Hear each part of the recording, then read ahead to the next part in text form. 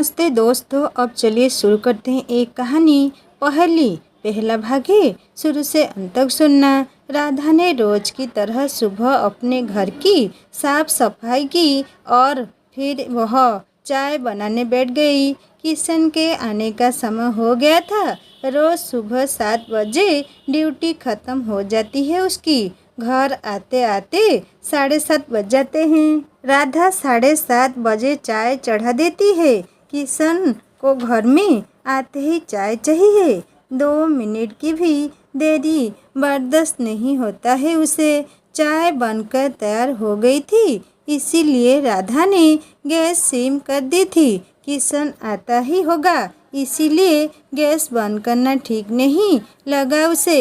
वह दरवाजे पर गई और सामने सड़क पर दूर तक निगाहें दौड़ाकर वापस किचन में आ गई। किशन कहीं दिखाई नहीं दिया था उसे।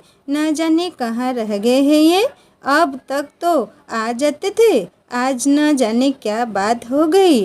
राधा मन ही मन सोचती जा रही थी, पर उसे किशन के नहीं आने का कोई कारण नजर नहीं आ रहा था। उसने गैस बंद कर दी। उसकी चाय पीने की इच्छा मर गई थी। जब मनुष्य चिंताग्रस्त होता है तो उसकी भूख प्यास मर जाती है। राधा ने कभी अकेले चाय नहीं पी थी, सो भला वह आज कैसे पीती। उसका मन अब घबराने लगा था। 9 बज गए थे, लेकिन किशन का कोई अता पता नहीं था। न ही उसने कोई फ़ोन किया था। फ़ोन से उसे याद आया कि माना किशन ने उसे फ़ोन नहीं किया, लेकिन वह तो कर सकती है अपने पति को फ़ोन। अरे, चिंता के मारे वह फ़ोन करना ही भूल गई। लेकिन अब क्या हो गया, अब कर लेते हैं। उसने सोचकर अपना मोबाइल उठाया और किशन को फ़ोन लगा दिया। लेकिन यह क्या, ये फ़ोन ही नहीं उठा रहे हैं। चलो एक बार फिर से लगाते हैं। उसने दोबारा मिलाया, लेकिन इस बार भी फ़ोन नहीं उठाया गया। उसने तीसरी बार मिलाया तो इस बार वह स्विच ऑफ बोलने लगा। हमसे ऐसी कौन सी गलती हो गई जो ये न तो फ़ोन उठा रहे हैं और न ही बात कर रहे हैं। अब तो फ़ोन भी बंद ही कर दिया है। पता नहीं किस बात से नाराज़ है ये। राधा के मन में ख्यालों की रेल दौड़ने लगी। औरतों के मन में ऐसी बातें बड़ी जल्दी आती है। अब राधा का फोकस बीते दिन की बातों पर चला गया। कल सुबह 7:45 बजे आ गए थे ये। मेरे साथ चाय भी पी थी और फिर फ्रेश होने चले गए थे। उसके बाद 2 पराठे खाकर सो गए थे। फिर 12 बजे जगे थे। रोजाना का यही कार्यक्रम है इनका। 12 बजे जाकर नहाते हैं, फिर थोड़ी पूजा करते हैं, खाना खाकर फिर सो जाते हैं और फिर 4 साढ़े 4 बजे जागते हैं। उसके बाद बाजार निकल जाते हैं। घर का सामान सब्जी वगैरह ले आते हैं। थोड़ी गपशप करने बैठ जाते हैं। फिर खाना खाकर 8 बजे ड्यूटी के लिए निकल जाते हैं और सवेरे 7:30 बजे ही आते हैं, उससे पहले नहीं। वह मन ही मन किशन को दिनचर्या दोहराने लगी। लेकिन कल तो ऐसी कोई बात नहीं हुई थी जो ये मुझ पर नाराज होते। जाते समय बड़े प्रेम से बोलकर गए थे, राधा मैं जा रहा हूँ, साइकिल लगा लेना। उसने मुस्कुराकर उसे विदा भी किया था। नाराजगी वाली तो कोई बात नहीं हुई थी।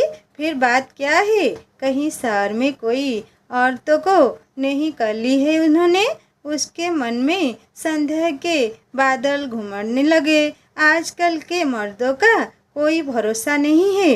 पता नहीं किस किस से संबंध बना लेते हैं। राधा के मन में पक्की धारणा बन गई कि किशन ने शहर में कोई दूसरी औरत रख ली है और वह उसी के साथ मौज उड़ा रहा है। औरतों के मन में यह ग्रंथि संदेह बना रहती है। उन्हें अपने पतियों पर पूर्ण विश्वास नहीं होता है।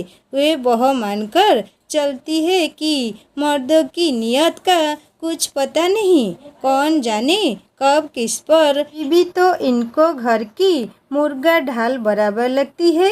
बीबी चाहे कितनी भी सुंदर, गृह कार्य में दक्ष और व्यवहार कुशल क्यों न हो, कभी उसकी तारीफ नहीं करते हैं। और पड़ोसन चाहे कितनी भी काली कलुटी हो, झगड़लू हो, उसकी तारीफ करते नहीं थकते हैं।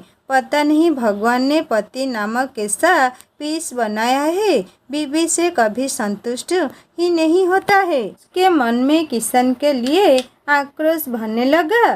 भाभी जी घर में ही हो या कहीं और हो? पड़ोसन सपना की आवाज़ सुनकर राधा चौंक पड़ी। राधा ने देखा दरवाजे पर उसकी पड़ोसन सपना खड़ी थी। उसने सपने में भी नहीं सोचा था कि जिस पड़ोसन के बारे में वह अभी सोच ही रही थी वह क्षण से उसके दरवाजे पर आ टपकेगी। राधा ने अपने होठों पर नौईसी मुस्कुरान आते हुए कहा, आओ आओ भाभी जी, आज तो बहुत दिनों बाद आई हो। आज कैसे आना हो गया आपका? आप तो मुझे भूल ही गई हो। लहना देते हुए राधा ने कहा, क्या करूं भाभी जी, टाइम ही नहीं मिलता है आजकल। दिन भर भाग दौड़ मची रहती है तो चूल्हा चौका से फुर्सत ही नहीं मिलती है। आज 2-4 मेहमान आ गए थे पर मैं चाय ख़त्म हो गई थी, इसीलिए आपके यहाँ आ गई। थोड़ी सी चाय हो तो देना जरा। सपना ने पूरी उम्मीद के साथ कहा, चाय भी ले जाना पर पहले 2-4 बातें तो कर लो। ऐसा मौका बार बार नहीं आता है।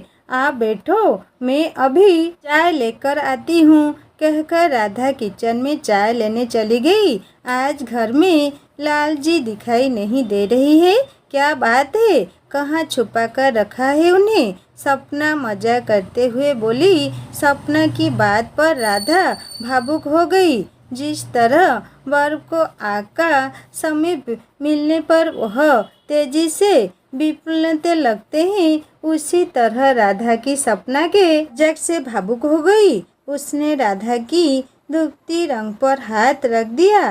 राधा की आंखों से टप टप आंसू गिरने लगे। क्या हो गया भाभी जी, आप रो क्यों रही हो? मैंने कुछ गलत कह दिया क्या?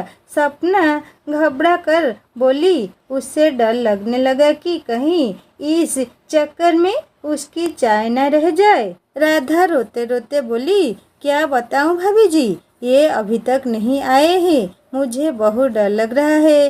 राधा चाय की कटोरी सपना को पकड़ाते हुए सिसकने लगी। सपना को इत्मीनान हो गया था कि उसे चाय तो मिल ही गई है, इसीलिए वह राधा को सांत्वना देते हुए बोली, कोई काम आ गया होगा, आप रो मत, अभी आ जाएंगे लाल जी ने, और दिन तो 7:45 बजे तक आ जाते हैं, आज तो 9:30 बज गए हैं।